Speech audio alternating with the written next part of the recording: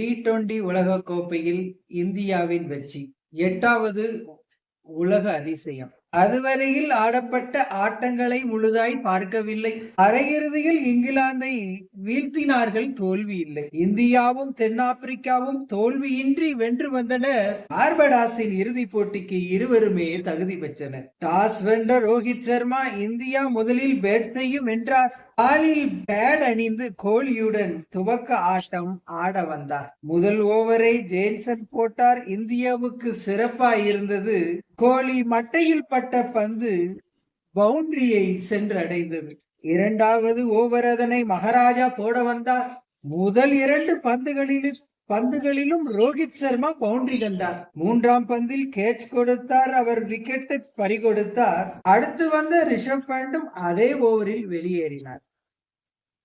சூரியகுமார் வந்தவுடன் ஒரு சிக்ஸரை பறக்க விட்டார். இந்தியா 200 ரன்களை தொட்டுவிடும் என்ற நம்பிக்கை அவர் கொடுத்தார். அடித்தது சிக்ஸர் போகல, கேட்ச் ஆனதென்று தெரிய வந்தது. ஹேமந்த் பதானியை கமாண்டரியில் நம்பி ஏமாந்து போனேன் அழுகை வந்தது. எல்லோருக்கும் ஆச்சரியம். அது அடுத்ததாக அக்சர் வந்தார். துபேதானே வர வேண்டும், பின்பு எதற்காக இவர் ஆட வந்தார்? நல்ல முடிவு அது என்பது எனக்கு லேட்டாய் புரிய வந்தது. இந்தியாவுக்கு முதல் 4 சிக்ஸர்கள் அக்சர் பேட்டில் இருந்து வந்தது. நன்றாய் ஆடின அக்சர் வீணாய் ரன் அவுட் ஆகி வெளியேறினார்.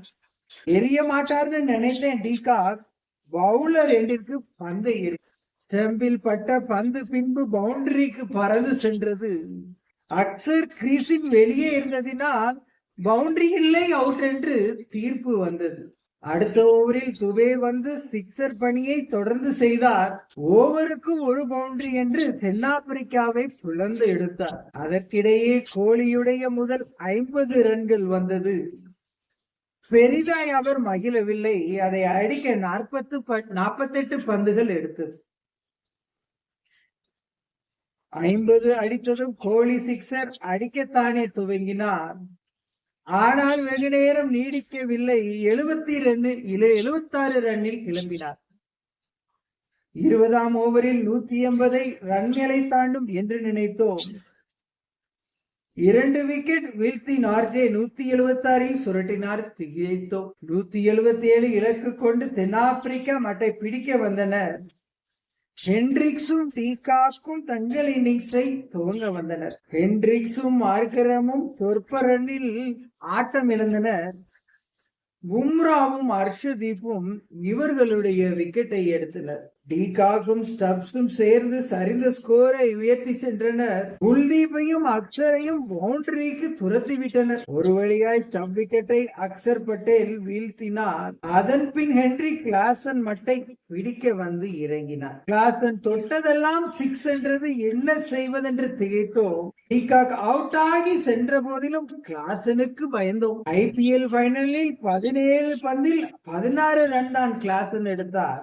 வேர்ல்டு கப் பைனலில் 23 பந்தில் 50 அடித்து அசத்தி விட்டார். மழை போல் தெரிந்த இலக்கு இப்போ லகுவாக தெரிந்தது. தென்னாப்பிரிக்கா கோப்பை ஜெயிக்க 30 பந்தில் 30 ரன் தான் தேவைப்பட்டது. ஜெயிப்போம் என்ற நம்பிக்கை சிறிதளவும் இல்லாதிருந்தது. கமெண்ட்ரியில் அளப்பறை அடிக்கும் ஸ்ரீகாந்த் சவுண்டு அமுங்கி பெரிய அமைதி வந்தது. இந்தியர்கள் அநேகர் வீட்டில் டிவி இப்போது அமர்த்தப்பட்டது. நம்ம மேட்சை பார்த்தாலே இந்தியா ஜெயிக்காது என்று ஒரு சிலருக்கு எண்ணம் எழுந்தது. 140 கோடி பிரார்த்தனைகளும் வீணாய் போனது போல் இருந்தது. தெலுங்கு பேசும் மக்கள் கூட ஹென்றி கிளாசனை திட்டி தீர்த்தது. 24 பந்தில் 26 வேண்டும். 17ஆம் ஓவரை பாண்டியா துவக்கினார். வேலையில் போன பாம்பை சேலையில் போட்ட கிளாசன் எழுந்தார். தன் வேலையை கிளாசன் முடித்திருந்தார். பெருசா ஒன்னும் நம்பிக்கை வரல. எதிர்மலையில் வில்லன் போல மில்லர் நின்றிருந்ததால் சந்தோஷப்படல. ரன்கள் எடுப்பது தென்னாப்பிரிக்காவுக்கு கடினமாக இருந்தது. கிளாசனும் ஜான்சனும் வீழ்ந்த தாக்கம் அவர்கள் ஆட்டத்தில் நன்றாய் தெரிந்தது. 18 பந்தில் 10 ரன் மட்டும் தென்னாப்பிரிக்கா எடுத்திருந்தது. ஒரு ஓவரில் 16 ரன் அடிக்கணும் என்ற நிலை வந்தது. கடைசி ஓவரை ஹர்திக் பாண்டியா வீச வந்தார். முதல் பந்தை மில்லர் மைதானத்திற்கு வெளியே அடித்தார். கடைசி ஓவரை ஹர்திக் பாண்டியா ஓடி வந்து வீச வந்தார். முதல் பந்தை மில்லர் மைதானத்திற்கு வெளியே அடித்தார். சூரியகுமார் லாங் ஆஃபில் நின்றிருந்தார். பிடிப்பதற்காய் லாவகமாய் பிடித்து எரிந்து வெளியே சென்று உள்ளே வந்தார். 150 கோடி மக்களுக்கும் நம்பிக்கை எழுந்தது. ஸ்ரீகாந்தின் சவுண்ட் கமெண்ட்ரியில் இப்போது ஓங்க தொடங்கியது. 7 ரன்னில் இந்தியா வெற்றி பெற்றது. தென்னாப்பிரிக்காவின் சொதப்பல் இப்போட்டியிலும் தொடர்ந்தது. உன் வாழ்க்கை எப்படி சென்றாலும் நம்பிக்கையை இழக்காத. ஜெயிக்க போறாங்க அடிக்கட்டும்னு போட்டு கொடுக்காத. போட்டு நீயும் கொடுக்காத.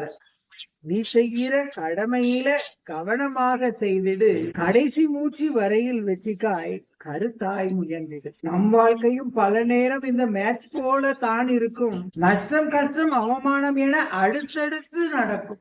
பொறுமையுடன் சகித்து கொண்டு முயன்றால் வென்றிடலாம். வாழ்க்கை கொடுக்கிறது கொடுக்கட்டும், துணிவாய் மோதி பார்த்திடலாம். நம் வாழ்க்கையும் பல நேரம் இந்த மேட்ச் போல் தான் இருக்கும்.